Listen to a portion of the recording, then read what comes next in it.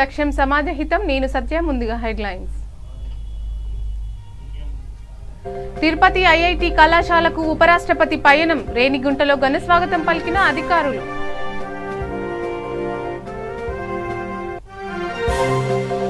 విజయవాడలో టీడీపీ నుంచి వైసీపీలోకి భారీ చేరికలు. కండువా కప్పి ఆహ్వానించిన మంత్రి వెల్లంపల్లి.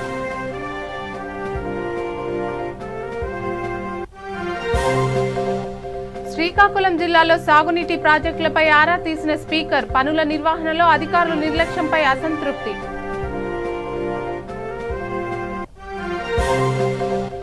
అభివృద్ధి పేరిట విశాఖ ప్రజలను మోసం చేస్తున్నారు. ఎంపీ విజయసాయిరెడ్డిపై మాజీ మంత్రి బండారు విమర్శలు.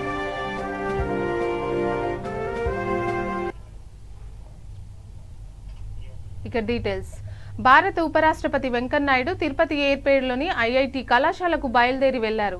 చెన్నై నుండి వాయుసేన ప్రత్యేక విమానం ద్వారా రేణిగుంట విమానాశ్రయం చేరుకున్న ఆయన అక్కడి నుంచి ఐఐటికి బయలుదేరారు. రేణిగుంట విమానాశ్రయంలో అధికారులు ఆయనకు ఘనస్వాగతం పలికారు. అనంతరం రోడ్డు మార్గాన ఐఐటి కళాశాలకు పయనమయ్యారు. ఐఐటి కళాశాలలో విద్యార్థులు, ఉపాధ్యాయులతో ముఖాముఖిలో ఉపరాష్ట్రపతి పాల్గొన్నారు.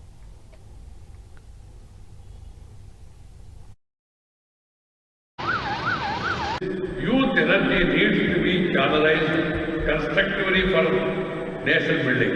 The youth can play a transformative role when they are properly skilled, motivated, cultivated and given the right opportunities. IITs represent the face of new resurgent and aspirational India. You are the face of new resurgent and aspirational India. India that is seeking to seek new opportunities, to transform lives. The idea is to transform the lives of the people, make their lives healthy and happy. We are tapping into the core strength to be self-reliant. That is what is required. That is the Prime Minister's call of Atmanirbhar Bharat. This is a dream that can be realized only if we can improve our education system. That's why new educational policy 2020 has given well thought blueprint for the next educational architecture. That is best. Next is the best. We have to quickly, I am not able to do it, but within that protocol, I am trying to reach out to the experts who are the future of the country in various parts of the country. As part of my program, we have conveyed to your director that I would like to visit this institution for which the foundation was laid by me and others and want to see the progress and also meet the young generation. I am happy that your director made that possible today. And once again I would like to thank you all. God bless you all. YCP పార్టీలోకి వలసల పర్వం కొనసాగుతూనే ఉంది. తాజాగా విజయవాడ పశ్చిమ నియోజకవర్గంలో 54వ division అభ్యర్థి అబ్దుల్ అకీబ్ హర్షద్ ఆధ్వర్యంలో టీడీపీ పార్టీ సీనియర్ నాయకులు, మాజీ వక్ఫ్ బోర్డు సభ్యులు షేక్ అహ్మద్, ఇబ్రహీం షేక్ మస్తాన్తో పాటు దాదాపు 100 మంది కార్యకర్తలు మంత్రి వెల్లంపల్లి సమక్షంలో వైసీపీలో చేరారు. మైనార్టీలకు అండగా జగనన్న ఉన్నారని, అడుగడుగున ప్రజలు బ్రహ్మరథం పడుతున్నారని దేవాదాయ శాఖ మంత్రి వెల్లంపల్లి శ్రీనివాసరావు అన్నారు. సీఎం జగన్ అమలు చేసిన సంక్షేమ పథకాలతో ప్రజలు సంతోషంగా ఉన్నారని మంత్రి తెలిపారు. ఈ సంవత్సర కాలంలో సుమారుగా దాదాపు ప్రతి ఇంటిని కూడా అనేక మార్లు కలవడం, వారి కష్ట సుఖాలు తెలుసుకోవడం, వారి యొక్క అవసరాలు ఏదైనా ఉంటే కనుక ఇమీడియట్గా ప్రభుత్వం దృష్టి తీసుకొచ్చి వాటిని నెరవేర్చే విధంగా చేయడంలో చాలా విజయం సాధించున్నారు. అదేవిధంగా డివిజన్ అభివృద్ధిలో గత 5 సంవత్సరాల్లో అధికారంలో ఉండి చేయలేని అభ్యర్థి ఈరోజు పోటీ చేస్తున్నాడు. ఆయన 5 సంవత్సరాలు అంత చేశాడు. ఈ యొక్క 20 నెలల్లోనే దానికి రెట్టింపుగా 3 ఇంతలు ఈరోజు అభివృద్ధి చేయడం జరిగింది. ఈ డివిజన్ని చక్కటి రోడ్లు, ఇప్పుడు మనం ఈరోజు కనుక మనం స్వాతి క్రాంబే రోడ్ అయితే కనుక కొద్ది రోజుల్లోనే బందర్ రోడ్ని తలదనే విధంగా రోడ్ని డెవలప్ చేస్తున్నాం. ఆల్రెడీ ఇప్పటికే ఫుట్పాత్లు అన్ని కన్స్ట్రక్షన్ అయినాయి. మిగతా రోడ్డు అంతా కూడా వేస్తే బందర్ రోడ్డుకి ధీటుగా మా క్రాంబే రోడ్ అని చెప్పేదానికి మేము అన్ని విధాలు తయారు చేస్తున్నాం. ఆప్నా బజార్ రోడ్డు కావచ్చు, ఇదివరకు రైతు బజార్ కావచ్చు, పోలీస్ స్టేషన్లు కావచ్చు, తర్వాత హౌసింగ్ బోర్డులో రోడ్లు కావచ్చు, ఎక్కడ రోడ్లు అవసరం ఉంటే అక్కడ సిమెంట్ రోడ్లు వేసాం, పార్కులు డెవలప్ చేసాం. అనేక విధాలుగా జగన్మోహన్ రెడ్డి ఇచ్చే సంక్షేమ పథకాలన్నింటినీ కూడా ప్రజానీకానికి అందజేయడం జరిగింది. ఇవన్నీ కూడా మా అభ్యర్థి మా చైతన్య రెడ్డికి మంచి విజయానికి ఈ విజయవాడలో 64 డివిజన్ల కంటే కూడా అత్యధికంగా మెజార్టీతో గెలిచే అవకాశం ఉంది. ఎందుకంటే గతంలో తెలుగుదేశం కార్పొరేటర్ పని చేయకుండా పారిపోయిన వ్యక్తి, అదేవిధంగా ఇంకొక పార్టీలో జనసేన పార్టీలో పనిచేస్తున్నారు. మర్డర్ కేసులో ముద్దాయిలు కూడా ఈరోజు ఈరోజు ఓట్ల కోసం అడుగుతుంటే ఎంత దారుణంగా ఉంటుందండి. ఈరోజు ఇది ప్రశాంతమైన వాతావరణం, భవానీపురం అనేది ప్రశాంతమైన వాతావరణంలో ఉన్న దాంట్లో అశాంతి సృష్టించడానికి రౌడీ షీటర్లు మర్డర్ కేసులో ముద్దాయిలు వచ్చి ఈరోజు ఇక్కడ పోటీ చేస్తుంటే ఓట్లు అడుగుతున్నారు. ప్రజలు గమనిస్తారు ఇవన్నీ కూడా. ఈరోజు మా చైతన్య రెడ్డికి ఓటేస్తేనే ప్రశాంతత ఉంటుంది, లేదా కనుక జనసేన కేసులే కానీ ఇతర నాయకుల కేసు అభివృద్ధి కుంటుపడుతుందనే భయం కూడా మాకుందని తెలియపరచుకుంటే ప్రతి ఒక్కళ్ళు కూడా అటు పెద్ద లేదు చిన్న లేదు అన్ని కులాలు అన్ని మతాలు కూడా ఈరోజు చక్కగా మా చెల్లెమ్మకి అందరూ దీవిస్తారు. తప్పకుండా అఖండ మెజారిటీతో ఇక్కడ నుంచి విజయం సాధిస్తుందని పూర్తి విశ్వాసం నమ్మకం నాకు ఉంది. ఈరోజు 42వ డివిజన్లో మా వైఎస్ఆర్సీపీ అభ్యర్థి నా సోదరిమణి చైతన్య రెడ్డి గారి విజయం కోసం నేను కానీ మా పైలా సోమిరెడ్డి గారు కావచ్చు, ఆసిఫ్ గారు, స్థానికంగా ఉన్న పెద్ద నాయకులందరూ కూడా ఈరోజు కలిసికట్టుగా ప్రతి ఇంటికి కూడా వెళ్ళడం జరుగుతుంది. ఇప్పటికే మా చైతన్య రెడ్డి ఈ సంవత్సర కాలంలో సుమారుగా దాదాపు ప్రతి ఇంటిని కూడా అనేక మార్లు కలవడం, వారి కష్ట సుఖాలు తెలుసుకోవడం, వారి యొక్క అవసరాలు ఏదైనా ఉంటే కనుక ఇమీడియట్గా ప్రభుత్వం దృష్టి తీసుకొచ్చి వాటిని నెరవేర్చే విధంగా చేయడంలో చాలా విజయం సాధించున్నారు. అదేవిధంగా డివిజన్ అభివృద్ధిలో గత 5 సంవత్సరాల్లో అధికారంలో ఉండి చేయలేని అభ్యర్థి ఈరోజు పోటీ చేస్తున్నాడు. శ్రీకాకుళం జిల్లా ఆమదాల వలసలో సాగునీటి పనులను స్పీకర్ తమ్మినేని సీతారాం పరిశీలించారు. పొందూరు మండలం గోకర్ణపల్లిలో జరుగుతున్న నారాయణపురం కుడికాలువ పనులను పరిశీలించిన స్పీకర్ పనుల నిర్వహణపై అసంతృప్తి వ్యక్తం చేశారు. పనులు మందగమనంపై అధికారులు ఆరా తీశారు. 50 కోట్ల వ్యయంతో పనులు ప్రారంభించామని, అధికారులు పనులు పూర్తి చేయడంలో నిర్లక్ష్యం వీడాలని సూచించారు. గత పాలకులు సాగునీటి రంగానికి నిర్లక్ష్యం చేశారని, నేడు రైతులు దీనావస్థలో ఉన్నారన్నారు. అధికారులు సత్వరమే పనులు పూర్తయ్యేలా చూడాలని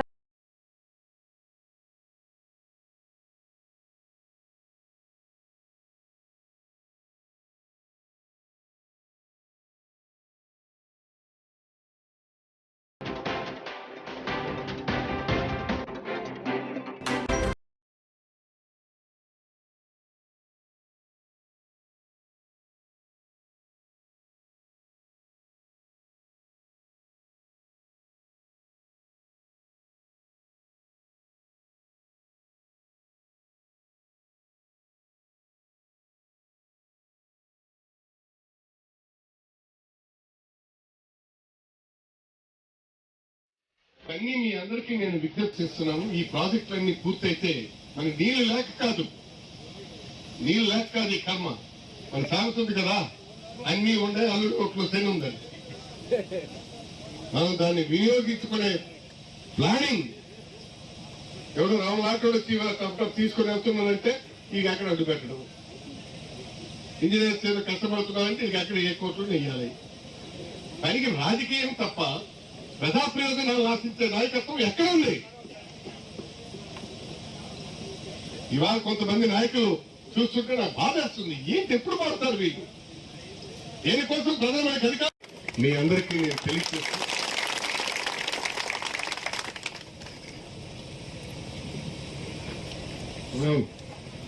ఈ ప్రాజెక్టు కూడా అప్పుడు రాజశేఖర రెడ్డి గారి టైంలోనే ఇది ఈ ఛానల్ కు తమ్మినేని పాపారావు నారాయణపురం కెనాల్ అని చెప్పేసి పేరు పెట్టారు.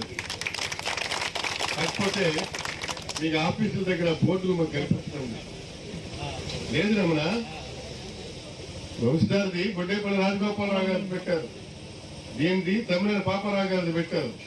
నాకు ఎక్కడ బోర్డులు కానీ ఏమి కానీ కనిపించడం లేదు. అయితే మీరు బోర్డులు పెట్టుకుంటే ఏమో కానీ వాళ్ళ పేర్లు పాపారావు గారి పేరు మనసులో స్థిరీకరించబడిపోయింది. కరస్పాండెన్స్ కష్టమేమయ్యా? ఏపీలో ఒక parliamentarian, senior most parliamentarian Congress పార్టీలో, ఆయన చెప్పాడయ్యా, వాటర్ అన్నటువంటిది మనం ఇస్తే దేశానికి ఆర్థిక సంపద పెరుగుతుంది అని. ఎలాగంటే కాన్సెప్ట్ చెప్పాడు అతను అని చెప్పి నెహ్రూ గారు అక్కడ చెప్పారు మళ్ళీ నెల్లూరులో. అందుకు మహనీయుల్ని మర్చిపోతే విశాఖ అభివృద్ధి 17 అంశాలతో రెఫరెండంకు ఎక్కడైనా రావాలని విజయసాయిరెడ్డికి మాజీ మంత్రి బండారు సత్యనారాయణ సవాల్ విసిరారు. విశాఖ అభివృద్ధి పేరిట ఎంపీ విజయసాయిరెడ్డి ప్రజలను మోసం చేస్తున్నారని ఆయన ఆరోపించారు. టీడీపీ హయాంలో చంద్రబాబు నాయుడు తీసుకువచ్చిన Adani, Lulu hyper market, Franklin Templeton వంటి సంస్థలు ఏమయ్యాయని ప్రశ్నించారు. టిడ్కో ఇళ్లను ప్రజలకు కేటాయించకుండా వైసీపీ ప్రభుత్వం మోసం చేస్తుందని బండారు సత్యనారాయణ మండిపడ్డారు.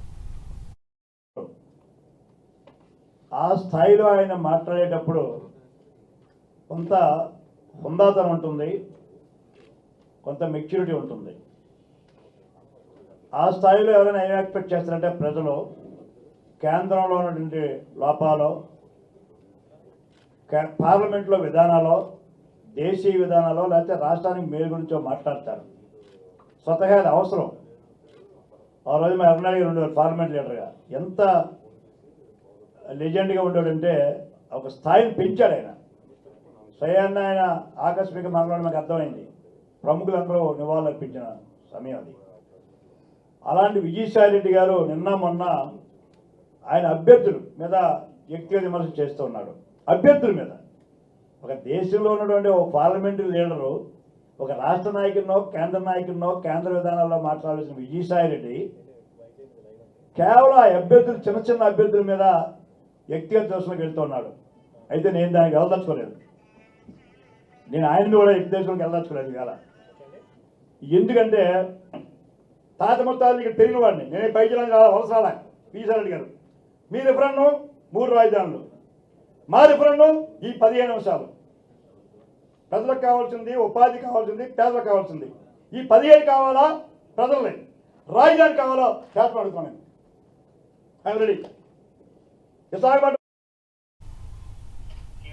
తూర్పుగోదావరి జిల్లా పిఠాపురం మున్సిపాలిటీ గొల్లప్రోలు నగర పంచాయతీలో ప్రజలతో మమేకమై సేవ చేసే వ్యక్తుల్ని వైసీపీ కౌన్సిలర్ అభ్యర్థులుగా ఎంపిక చేసి బీఫామ్లు ఇచ్చామని పిఠాపురం ఎమ్మెల్యే పెండం దొరబాబు అన్నారు. ప్రజలంతా తమ అభ్యర్థులను మంచి మెజారిటీతో గెలిపించేందుకు సిద్ధపడి ఉన్నారని ఎమ్మెల్యే ఆశాభావం వ్యక్తం చేశారు. మున్సిపల్ ఎన్నికల నేపథ్యంలో పార్టీ నిర్ణయించిన కౌన్సిలర్ అభ్యర్థులు మొత్తం 50 మందికి ఎమ్మెల్యే దొరబాబు పిఠాపురం వైసీపీ కార్యాలయంలో పార్టీ బీఫామ్లు అందజేశారు. అనంతరం ఎమ్మెల్యే దొరబాబు మీడియాతో మాట్లాడుతూ పిఠాపురం మున్సిపల్ చైర్పర్సన్ అభ్యర్థిగా 6వ వార్డు కౌన్సిలర్గా ఇప్పటికే ఏకగ్రీవంగా ఎన్నికైన మున్సిపల్ మాజీ ఫ్లోర్ లీడర్ గండెంపల్లి బాబీ సతీమణి గండేపల్లి సూర్యవతిని ప్రకటించారు.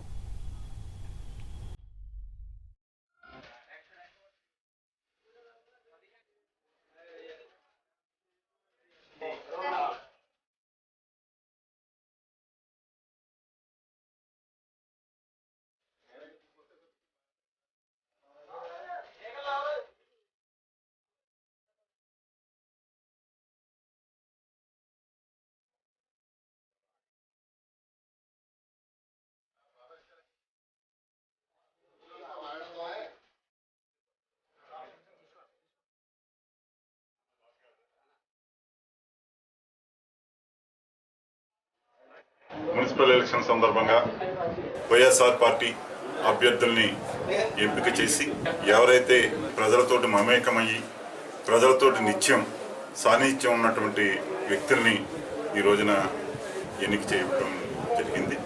దాంట్లో భాగంగా ఈ రోజున పిఠాపురం మున్సిపాలిటీలో 30 వార్డులకి 30 మంది అభ్యర్థులుగా ప్రకటించడం జరిగింది. వారందరికీ కూడా ఈ రోజున బీఫారాలు ఇవ్వడం జరిగింది. అలాగే గొల్లపురం నగర పంచాయతీలో కూడా 20 వార్డులకి 20 మంది అభ్యర్థుల్ని వైఎస్ఆర్ పార్టీ తరఫున అభ్యర్థులుగా పెట్టడం, వారందరికీ కూడా బీఫారాలు ఇవ్వడం. దీంట్లో భాగంగా ఈ రోజున మున్సిపల్ చైర్మన్ అభ్యర్థిగా గండేపల్లి గారు బాబీ గారి సతీమణి సూర్యవతి గారిని పిఠాపురం మున్సిపాలిటీకి చేయడం జరిగింది. అలాగే గొల్లపురం మున్సిపాలిటీకి సాయంకాలం ప్రకటించే చైర్మన్ అభ్యర్థిగా ఈ రోజున వైఎస్ఆర్సీపీ శ్రేణులందరూ కూడా ఎంతో ఆలోచనతోటి మంచి వ్యక్తుల్ని కౌన్సిలర్గా వీరు నెగ్గితే ప్రజలకి నిరంతరం ప్రజలకు ప్రజాసేవ. ప్రతి ఒక్కరికి ప్రభుత్వ పాలన తీరుపై అవగాహన వచ్చే విధంగా అనంతపురం జిల్లా అధికారులు ప్రత్యేక అవగాహన కార్యక్రమాలకు శ్రీకారం చుట్టారు. తెలుసుకో ఎదుగు అన్న నినాదంతో విద్యార్థులకు ప్రభుత్వ పాలన కార్యకలాపాల్లో అధికారుల పాత్ర, ఉద్యోగుల పనితీరు ఇలా కీలక అంశాలపై జిల్లా విద్యాశాఖ కార్యక్రమాన్ని చేపట్టింది. ఈ కార్యక్రమంలో పాల్గొన్న కలెక్టర్ గంధం చంద్రుడు పలు అంశాలను ప్రస్తావిస్తూ ప్రతి ఒక్కరూ ప్రభుత్వ ఉద్యోగుల పనితీరుపై అవగాహన పెంచుకోవాలని సూచించారు.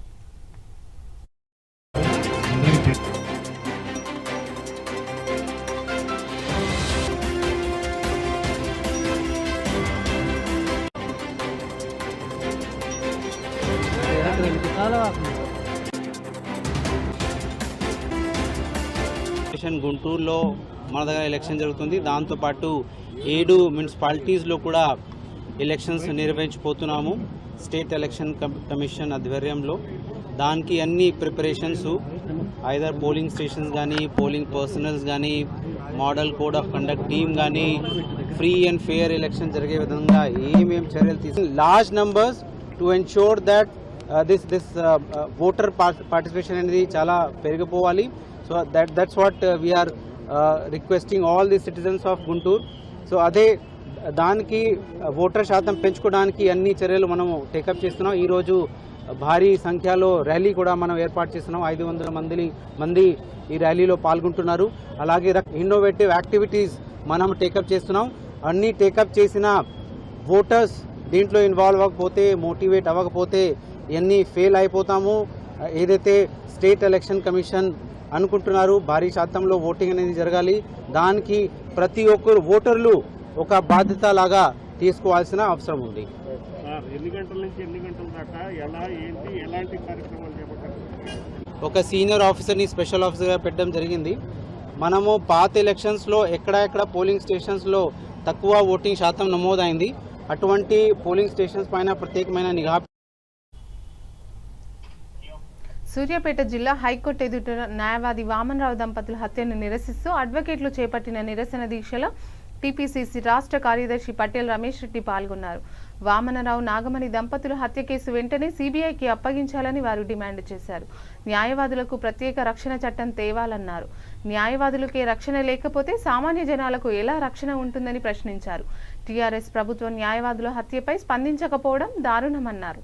హత్య కేసులో నిందితులకు శిక్ష పడేలా పోరాడతామని, ఇందుకు కాంగ్రెస్ పార్టీ అన్ని విధాలుగా అండగా ఉంటుందని తెలిపారు. చాలా దుర్మార్గం, ఒక ఆటవిక చర్య. ఎక్కడో బీహార్, ఉత్తరప్రదేశ్లో ఇలాంటి సంఘటనలు జరుగుతాయని చెప్పి మనం విన్నాం. కానీ ఈరోజు ఈ రాష్ట్రంలో, ఈ ఆధునిక సమాజంలో న్యాయవాదులు, ముఖ్యంగా ఒక పేదవాడికి న్యాయం చేయాల్సిన న్యాయవాదుల్ని, భార్యను భర్తను నడి రోడ్డు మీద పాశవికంగా హత్య చేస్తే కూడా దీని మీద ఇప్పటి వరకు కూడా చర్యలు తీసుకుపోవటం కూడా చాలా దురదృష్టకరం. ఎందుకంటే ఈరోజు సమాజంలో ఒక సామాన్యునికి, పేదవాడికి భూమి విషయంలో కానీ, ఇంకో విషయంలో కానీ ఒక బలవంతుడు అన్యాయం చేస్తే వాడు కోర్టులకు వచ్చి న్యాయవాదుల ద్వారా న్యాయం జరిపించుకునే పద్ధతి ఈ దేశంలో రాజ్యాంగం కల్పించింది. అలాంటి న్యాయ వ్యవస్థను పరిరక్షించే న్యాయవాదులకే ఈరోజు రక్షణ లేదంటే మరి ఈ రాష్ట్రంలో పరిస్థితులు ఏ విధంగా దారితీస్తున్నాయన్నది. రాష్ట్రంలో అంగన్వాడీ ఆశా కార్యకర్తలు, అంగన్వాడీ ఆయలు శ్రమ దోపిడీకి గురవుతున్నారని జాతీయ ఎంఆర్పీఎస్ క్రమశిక్షణ కమిటీ చైర్మన్ రాగటి సత్యం మాదిగా అన్నారు. శంషాబాద్ మండలంలో ఏర్పాటు చేసిన రంగారెడ్డి జిల్లా ఎంఆర్పీఎస్ నాయకుల సమావేశంలో ఆయన పాల్గొని మాట్లాడారు. రాష్ట్ర ప్రభుత్వం గత కొన్ని సంవత్సరాలుగా ప్రజలను నమ్మించి మోసం చేస్తూ నియంత పరిపాలన కొనసాగిస్తుందని ఆరోపించారు.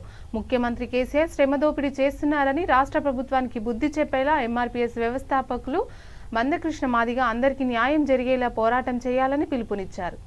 హైదరాబాద్లోని మల్లెపల్లిలో భారీ బహిరంగ సభను ఏర్పాటు చేస్తున్నామని పార్టీలకు అతీతంగా అందరూ పాల్గొని విజయవంతం చేయాలని పిలుపునిచ్చారు. ఈ కార్యక్రమంలో జాతీయ ఎంఆర్పీఎస్ అనుబంధ సంఘాల కోఆర్డినేటర్ అపరాపు లక్ష్మణ్, జాతీయ ఎంఆర్పీఎస్ నాయకులు మద్దిలేటి కార్యదర్శి రమేష్ తదితరులు పాల్గొన్నారు. స్కావెంజర్ కార్మికులను రోడ్డు మీద ఉరిచి సమాజానికి ఒక ఆరోగ్యవంతమైనటువంటి వాతావరణాన్ని కల్పించే ఉద్యోగులకు కూడా మీరు ఆదుకుంటానని చెప్పేసి మాట చెప్పినారు. మరి ఇప్పుడు కూడా ఈ అంగన్వాడీ టీచర్లు, ఆశా వర్కర్లకు కూడా మీరు మాట ఇచ్చి తప్పినారు. కాబట్టి మీ మీద మేము మరో యుద్ధానికి సిద్ధమవుతున్నాం. వాళ్ళందరినీ సమయత్తం చేస్తాం, వాళ్ళందరినీ చైతన్యవంతం చేసి గతంలో ఏ రకంగా అయితే కొన్ని సమస్యల మీద పేద వర్గాలకు మేము సాధించి పెట్టినామో అదేవిధంగా వీళ్ళ కోసం కూడా మేము సాధించి పెట్టడానికి ఒక మహత్తరమైనటువంటి కార్యక్రమం. వాళ్ళకు ఉన్నటువంటి యూనియన్లు కానీ, ప్రభుత్వాలు కానీ, ప్రజా సంఘాలు కానీ ఏ పార్టీలైనా ఆయన పట్టించుకుంటున్నాయంటే ఎవరు కూడా వాళ్ళ సమస్యలు పట్టించుకోలేని పరిస్థితి.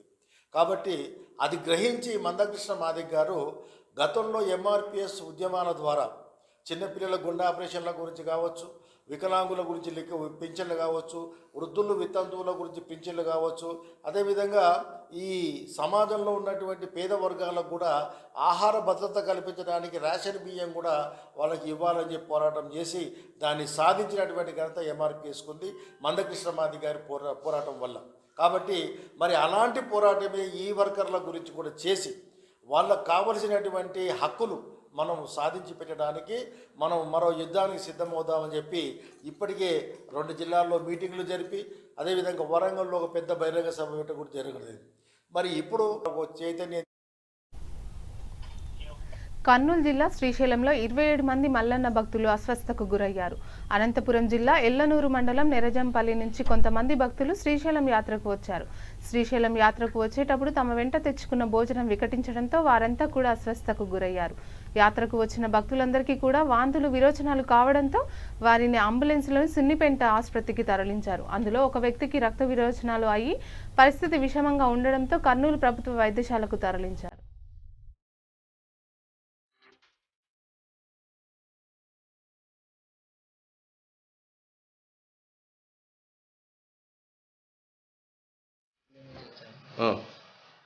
ఫుడ్ మాదే శ్రీశైలంలో తిన్నాము.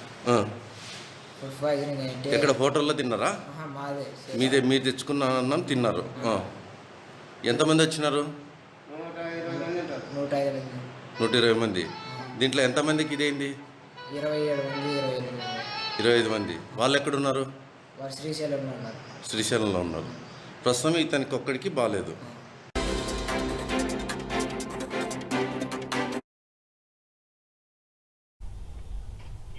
ఇక మరోసారి హెడ్లైన్స్. తిరుపతి ఐఐటి కళాశాలకు ఉపరాష్ట్రపతి పయనం, రేణిగుంటలో ఘన స్వాగతం పలికిన అధికారులు.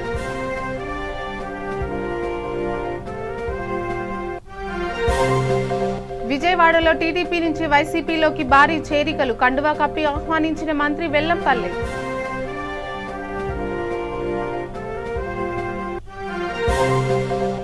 శ్రీకాకుళం జిల్లాలో సాగునీటి ప్రాజెక్టులపై ఆరా తీసిన స్పీకర్, పనుల నిర్వహణలో అధికారుల నిర్లక్ష్యంపై అసంతృప్తి.